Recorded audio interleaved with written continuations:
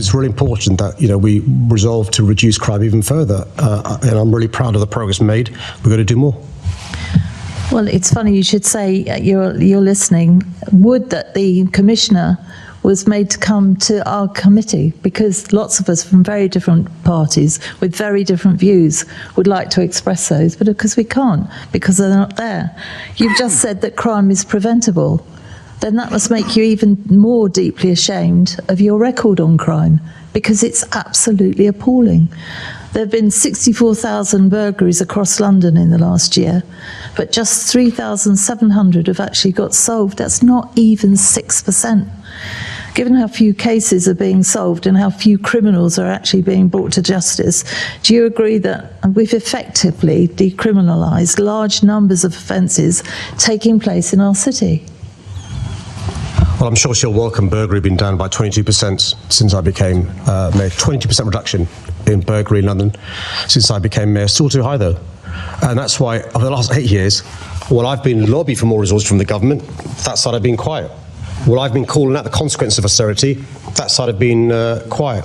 When I've been explaining that if you pull funding from youth clubs and youth centres and councils, don't be surprised if young people get sucked into crime, that side have stayed silent. When we set up England and Wales' first VRU in London, welcomed by most members of the Assembly, not by that side. So Londoners will see the crocodile tears coming from the Conservatives. They can play knockabout stuff, but the country knows.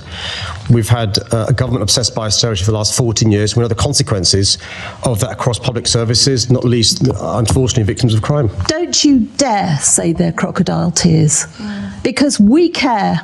We do care. You say robbery is down, 82.5% increase in business robbery. Don't you dare say we don't care, because we damn well do care. It's you that doesn't appear to care because you're not doing anything about it. In the last 12 months, sexual offences were up 6%.